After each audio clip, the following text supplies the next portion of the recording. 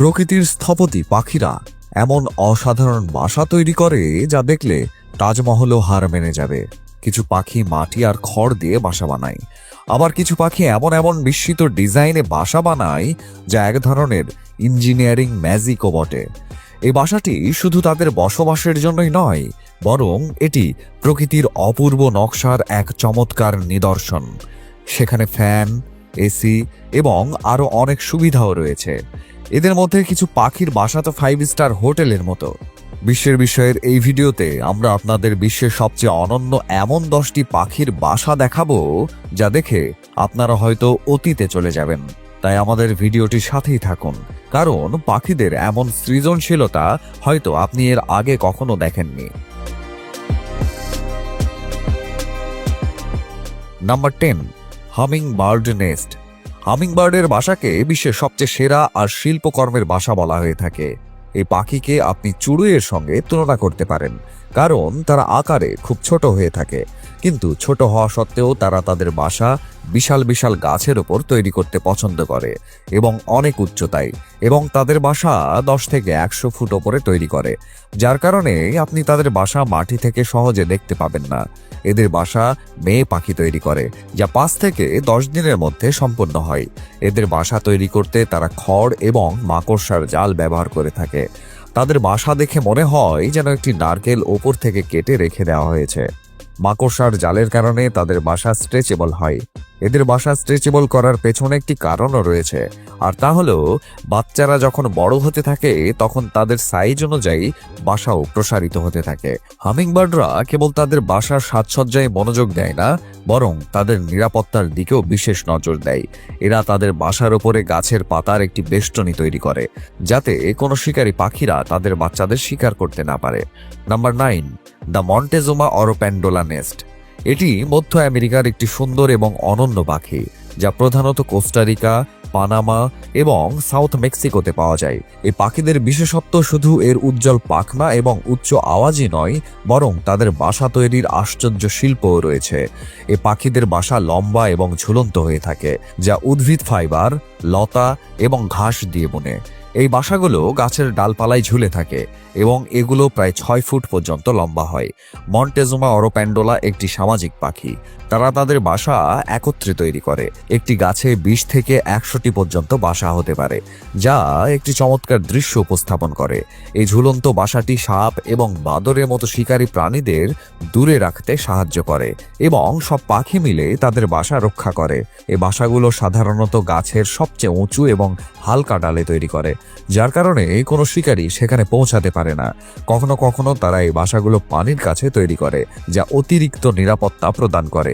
এই বাসাগুলো অপার সৌন্দর্যে বুনে এবং ঝুলন্ত অবস্থায় ঝুলির মতো মনে হয়। মেয়ে পাখি বাসা তৈরিতে মূল ভূমিকা পালন করে। তাদের বাসার এরকম ডিজাইনের উদ্দেশ্য বাসাকে শিকারী এবং খারাপ আবহাওয়ায় নিরাপদ রাখার জন্য। Number 8, সোসিয়েবল weaver bird nest. দক্ষিণ আফ্রিকায় পাওয়া একটি অনন্য পাখি, যা তার বিশাল এবং সম্মিলিত যৌথ বাসার জন্য বেশ পরিচিত। এই পাখির বাসা দেখে আপনি প্রকৃতির এক অবিশ্বাস্য প্রকৌশল এবং যৌথতার উদাহরণকে দেখতে পাবেন। সোসিয়েবল উইভারের নীড় বিশ্বের বৃহত্তম পাখির নীড় হিসেবে বিবেচিত। এই বাসাটি তারা গাছ বা বিদ্যুতের খুঁটির ওপরে তৈরি করে এবং এর ওজন 1 টন পর্যন্ত হতে পারে। এই বাসা শত শত পাখির ঘর। একটি বাসায় 100 থেকে 500 পাখি একসাথে থাকে। এই পাখিগুলো যৌথ জীবনযাপন করে এবং তাদের পরিবারের সঙ্গে ঘনিষ্ঠ সম্পর্ক রাখে। একটি বাসায় অনেকগুলো চেম্বার থাকে, যা ভিন্ন ভিন্ন উদ্দেশ্যে তৈরি করা হয়, যেমন প্রজনন, বিশ্রাম এবং ঘুমের জন্য। প্রতিটি চেম্বারে আলাদা আলাদা তাপমাত্রা বজায় থাকে। গরমের দিনে ঠান্ডা আর ঠান্ডা রাতে গরম। বাসার বাহির অংশ কাঁটাযুক্ত ডাল আর ঘাস দিয়ে তৈরি, যা শিকারী প্রাণীদের থেকে নিরাপত্তা প্রদান করে। বাসার প্রবেশদ্বারগুলো ছোট এবং জটিল হয়ে থাকে, যার কারণে বড় শিকারীদের ভেতরে যাওয়া খুব কঠিন হয়ে পড়ে। সোসিয়েবল উইভার সমষ্টিগতভাবে বাসা তৈরি করে। একটি পাখি একা কখনোই এত বড় বাসা তৈরি করতে পারে না, তাই সব পাখি মিলে এই বাসা বানায় এবং সময়ে সময়ে এটি মেরামত করে। এই বাসাটি একটি স্থায়ী কাঠামো, যেখানে এই পাখিরা বছরের পর বছর বাস করে এবং নতুন প্রজন্ম এই বাসাতে থাকতেই বেশি স্বাচ্ছন্দ্য বোধ করে। Number 7, malleefowl bird nest. Malleefowl অস্ট্রেলিয়ার একটি অনন্য পাখি, যা তাদের বাসা তৈরির দুর্দান্ত কৌশল আর পরিবেশের সাথে সামঞ্জস্যের জন্য পরিচিত। এটি তার ডিম, মাটি এবং পাতার একটি সংমিশ্রণে দেয়। ম্যালিফাউলের বাসা প্রকৃতির বিস্ময়কর ইঞ্জিনিয়ারিং এবং থার্মোরেগুলেশনের একটি নিখুঁত উদাহরণ। ম্যালিফাউল পাখি তার বাসা বিশাল টিলার আকারে বানায়। এই টিলা মাটি, শুকনো পাতা এবং অন্যান্য জৈব উপাদান দিয়ে তৈরি। এর আকার 4.5 মিটার চওড়া এবং 1 মিটার লম্বা। এই টিলা 300 থেকে 400 কিলোগ্রাম হতে পারে। ম্যালিফাউল তার ডিম গরম রাখতে সঠিক তাপমাত্রা বজায় রাখতে সক্ষম। পুরুষ ম্যালিফাউল প্রতিদিন টিলার তাপমাত্রা পরিমাপ করে এবং এটি 33 থেকে 35 ডিগ্রি সেলসিয়াস বানিয়ে রাখে। যদি তাপমাত্রা খুব বেশি হয় তাহলে টিলা খনন করে ঠান্ডা করে, আর ঠান্ডা হয়ে গেলে এতে আরও জৈব উপাদান দিতে থাকে। মা পাখি টিলায় ডিম দেয় এবং তা পুরুষ পাখির ওপর দেখাশোনার জন্য ছেড়ে দেয়। একটি বাসায় মেয়ে পাখি প্রায় 15 থেকে 30টি ডিম দেয়। ডিম ফুটে বাচ্চা বের হলে তারা নিজেরাই টিলা থেকে বেরিয়ে আসে। বাচ্চারা জন্মগতভাবে স্বাধীন হয়। তারা দৌড়াতে পারে, উড়তে পারে এবং খাবার খুঁজতে পারে, কারণ মা বাবা তাদের দেখাশোনা করে না। ম্যালিফাউলকে ইকোলজিক্যাল ইঞ্জিনিয়ারও বলা হয়। তাদের বাসাকে প্রকৃতির ইনকিউবেটর বলা যেতে পারে, কারণ এটি প্রাকৃতিক প্রক্রিয়ায় ডিমকে সঠিক তাপমাত্রা দিয়ে থাকে। Number 6, weaver bird nest. বাবুই পাখির বাসা ঘাস, পাতা, খড় এবং লতা দিয়ে তৈরি করে। এই বাসা একটি জটিল ঝুড়ির মতো, যার প্রবেশদ্বার খুব ছোট।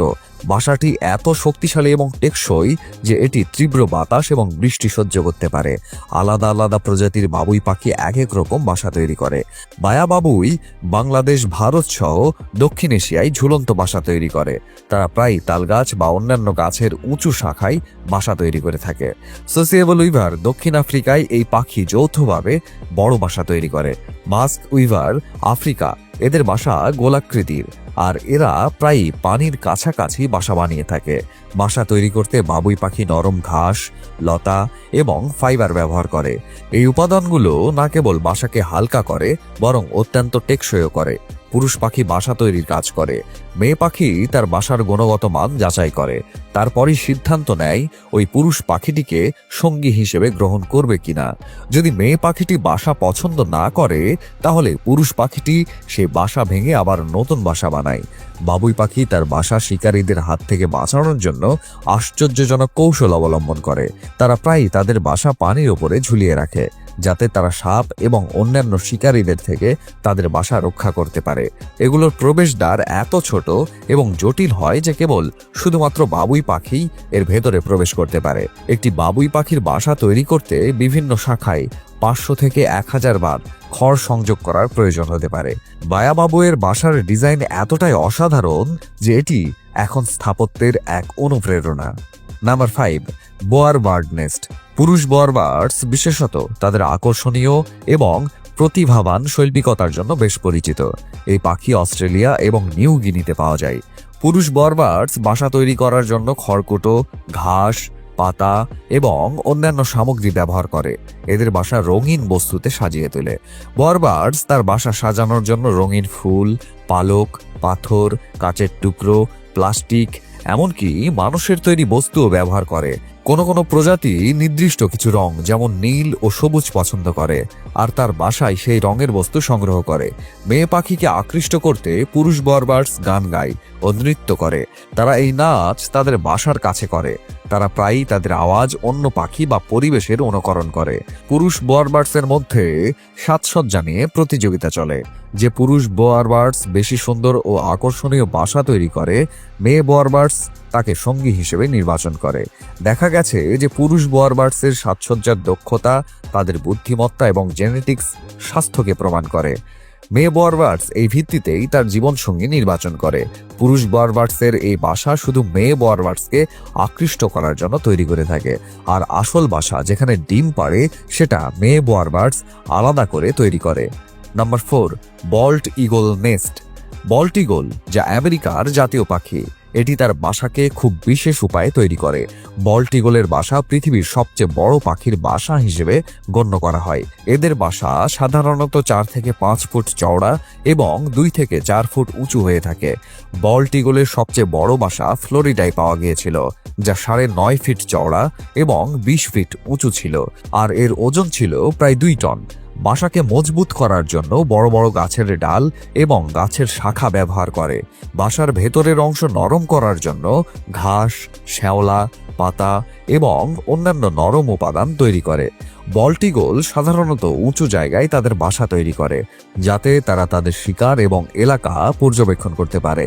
যদি উঁচু গাছ না থাকে তাহলে পাহাড় বা মানুষের তৈরি কাঠামোর উপরও বাসা তৈরি করতে পারে। বল্ট ঈগল তাদের একটি বাসা বহু বছর ধরে ব্যবহার করে। প্রতি বছর তারা একই বাসায় নতুন উপাদান যোগ করে, যার কারণে বাসা সময়ের সাথে সাথে বড় এবং ভারী হতে থাকে। বল্ট ঈগল সারা জীবনের জন্য একটি মাত্র সঙ্গী বেছে নেয়। পুরুষ এবং মেয়ে দুজন মিলে একটি বাসা তৈরি করে এবং দেখাশোনা করে। নাম্বার 3, ইউরোপিয়ান বি ইটার বার্ড নেস্ট। ইউরোপিয়ান বি ইটার বার্ড জমিতে বা নদীর ধারে মাটির দেওয়ালে সুড়ঙ্গ করে বাসা তৈরি করে। এই বাসাগুলো প্রায় 1 থেকে 2 মিটার লম্বা টানেল হয়ে থাকে। সুড়ঙ্গের শেষে একটি বৃত্তাকার চেম্বার থাকে, যেখানে মেয়ে পাখি ডিম দেয়। পুরুষ এবং মহিলা পাখি দুজনে মিলে সুড়ঙ্গ খনন করে। তারা মাটি সরাতে তাদের ঠোঁট এবং পা ব্যবহার করে, আর এই কঠিন কাজটি কয়েকদিন পর্যন্ত চলে। এই পাখিরা একা একা বাসা তৈরি করে না, বরং তারা যৌথভাবে একটি কলোনি তৈরি করে। এক জায়গায় শতাধিক বাসা হতে পারে এবং এটি বাসা তৈরি করার একটি সামাজিক প্রচেষ্টা হয়ে ওঠে। বাসাগুলো এমন জায়গায় তৈরি করা হয় যেখানে শিকারীদের আনাগোনা খুব কম। নদীর ধারে, খাড়া টিলাই বা বালুকাময় মাটিতে বাসা বানানোর কারণে ডিম এবং বাচ্চাদের বিপদ থেকে রক্ষা করা যায়। Number 2, common Taylor bird nest. এই পাখিটির নাম টেইলার বার্ড কারণ এটি তার ঠোঁট দিয়ে পাতাগুলো সেলাই করে একে অপরের সঙ্গে জোড়া লাগিয়ে বাসা বানায়। একে দেখে মনে হয় যেন ছোট্ট একজন সেলাইয়ের মাস্টার। তার ঠোঁট সূচের মতো কাজ করে, গাছের ফাইবার এবং মাকড়সার জাল সুতা হিসেবে ব্যবহার করে। এ পাখি বড় বড় পাতা তার ঠোঁট দিয়ে সেলাই করে। সেলাই করার জন্য গাছের ফাইবার, মাকড়সার জাল, এমনকি মানুষের তৈরি বস্তু ব্যবহার করে থাকে। সেলাই করার পরে বাসার ভেতরে নরম করার জন্য তুলা, নরম ঘাস, পালক এবং ফুলের পাপড়ি ব্যবহার করে। এর বাসা ছোট থলের মতো এবং খুবই হালকা, কিন্তু এটি এত মজবুত যে বৃষ্টি এবং প্রবল বাতাসেও নিরাপদ থাকে। এ পাখি তাদের বাসা সাধারণত ঝোপঝাড়, গাছ বা ঘন গাছপালায় তৈরি করে, যেখানে শিকারী প্রাণী থেকে নিরাপদে থাকে। প্রজননের মৌসুমে ছেলে এবং মেয়ে পাখি উভয়ে মিলেই তাদের বাসা তৈরি করে। নাম্বার 1, এলফ আউল নেস্ট। এলফ প্যাঁচা, যা পৃথিবীর সবচেয়ে ছোট প্যাঁচা। এলফ প্যাঁচা নিজেরা বাসা বানায় না, বরং আগে থেকেই তৈরি গর্ত বা ছিদ্র ব্যবহার করে।